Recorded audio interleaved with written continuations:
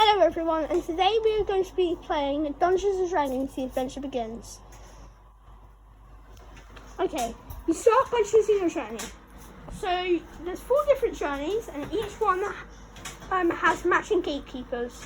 So for example, the Fire Giant, you would get the Fire Giant 1, and then Fire Giant 2, and then Fire Giant 3. Once you've chosen your journey, say the Beholder, you put the boss on the boss stand, and then match it to the board it represents. Now, you place it on the very end of the gatekeeper spot.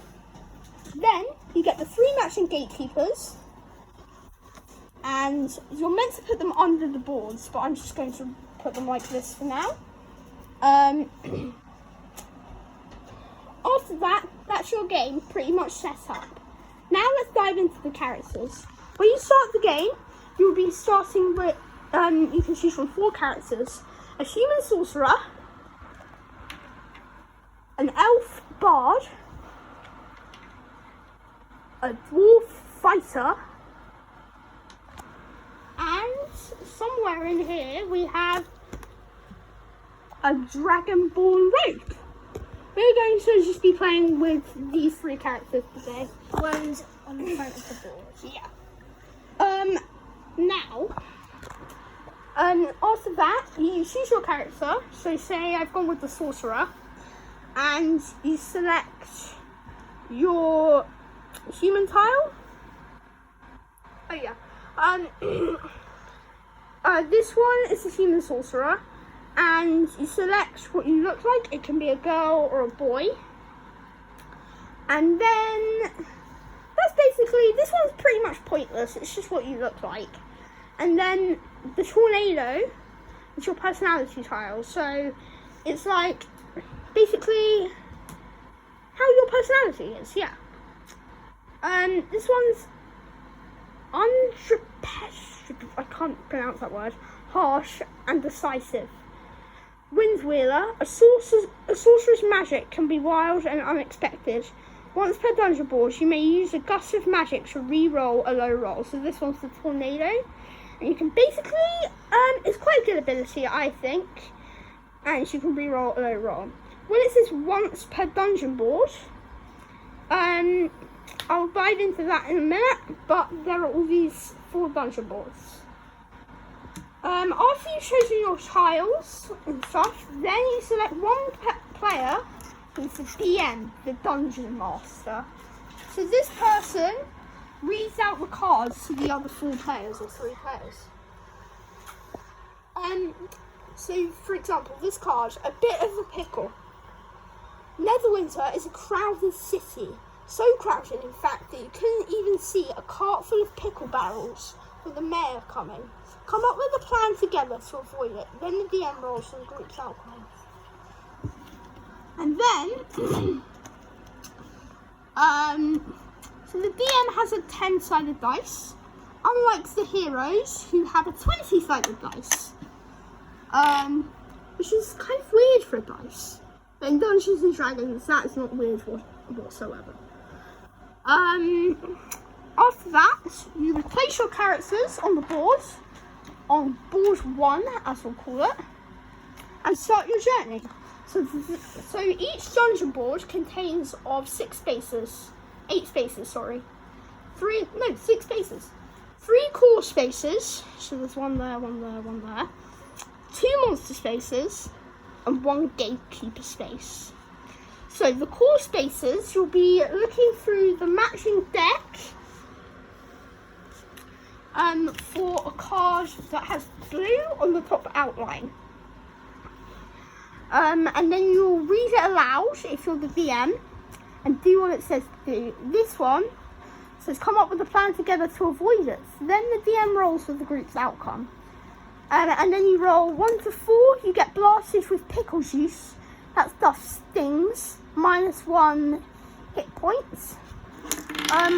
You dodge out of the way successfully, +1 coin. So these trackers here are your health. You start with 10 health, and if you reach 0, you're dead, unless else, I will tell you later. Then, after a core space, you can have a choice to go to a monster space. So these are all the monster spaces on the sides. So in the monster spaces, you'll look through the deck. Amber, can you get me one? For a monster. The monsters can have health from 4 To 10. to 10. So this one has 4 by the looks of things. You want to slide this little bit on. This is the health Tracker thing. tracker. You pass a scarecrow with jaunty red cheeks and a jaunty hat. It's so cute and friendly. Then its head turns towards you and claws grow from its hands.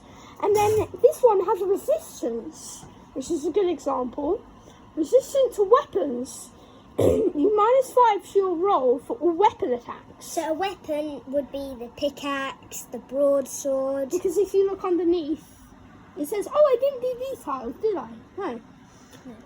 But when you have the sorcerer, it has earth tremor. That is a spell. Whirlwind, that isn't a weapon, so they won't count as weapons. So Yeah. it is not resistant to those. Yeah. And you also have these attacks. Describe how you bring an object in your backpack to life.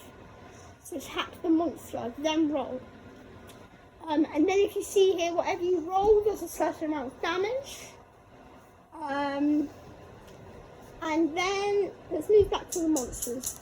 Each player will roll. Whoever gets the highest roll will go first to attack the monster. Once the monster has reached 4 hit points, 4 hit points, down to 0 hit points, it's dead. You win. You And put it then, to the bottom of the deck. and after defeat, it says you gain a reward of 1 coin. And Okay. the coins are...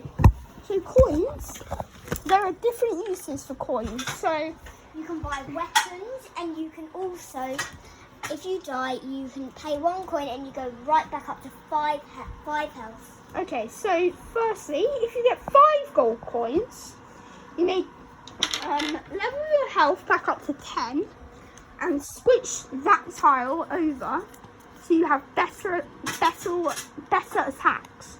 Like level 2, from level 1 to level 2. So now, if you see, 12 plus is 3 damage now, whereas before, 12 plus was 2 damage. 5 plus is 2 damage now, whereas 5 plus was 1 damage. It also makes it easier to defeat other monsters. Yes. Each time you fight a monster and kill it, you will usually get a Gain coin. Or You always get a coin. you always get a coin. But on a 10 health, you will also get what you call An weapon. item card.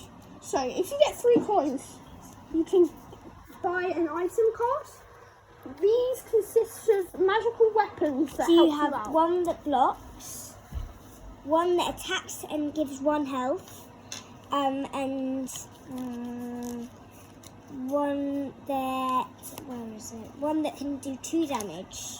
Just 2 extra damage. You can And you can only use them once on each board. and only use them after a successful attack when you're fighting a monster. Then, eventually, you'll get to the gatekeeper space. The gatekeeper can either be a monster or a scenario. This one is a monster. That one's a scenario. Put that back. And then, so after that, so you fight the gatekeeper, and it says about the boss you're fighting. And then you just fight it like a normal monster, like I've just explained. and then you get backpacks. So at the start, I should have showed you this. You have a backpack. You And can- they consist things what are useful. basically, they're not that useful because they're just imaginary things and situations. Unless you have an attack which does it. Like this one brings something from your backpack to life. For example, if I got the explorer's backpack, it has a frying pan, a spyglass, a book of languages, and a climbing harness. Anyway, there's one more usage for coins. If you reach 0 health, I've already explained that. you can pay all your gold And go right back up to 5 health. 5. So from 0 to 5. Yeah. And then after that, if you don't have any gold, one player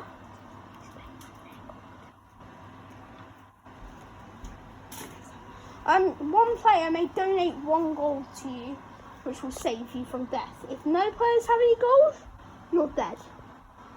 Like out of the game, literally. Anyway, each time you cross a new dungeon board, your special ability and weapons will renew, so you can use them again. Then you change the deck, as you can see. Oh, they fell over. And then when you have used your weapon once, you put it down like that. And you cannot use that weapon until you get to the next board. Yeah. And then you have 4 dice. 4 dice, wait. 5 dice even. So, One is the DM's, the other basically, when you get onto the next board, you get a new deck. And attacking consists of dice.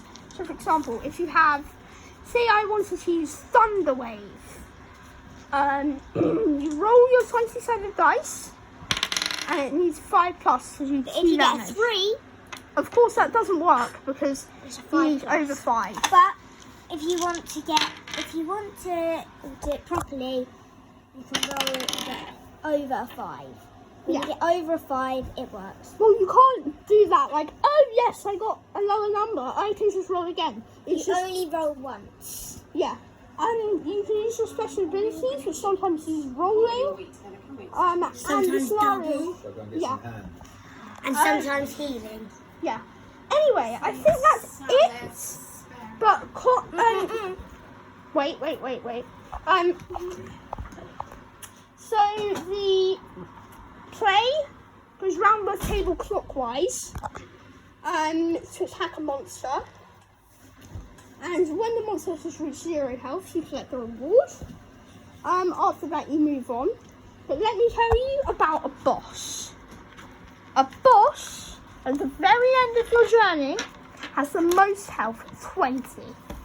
You'll fight the boss from 20 health, and you see he uses The DM rolls for the boss. and all the other monsters, and whatever the dice says is how much damage it does.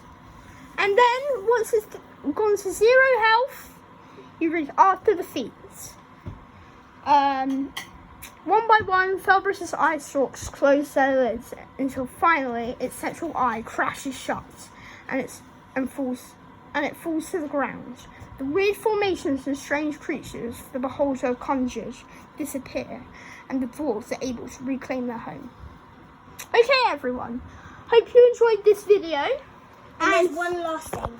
When you get to a 10 health, when that will go to its end, you will get a weapon. Yeah, but you can read that. Doesn't matter. Anyway.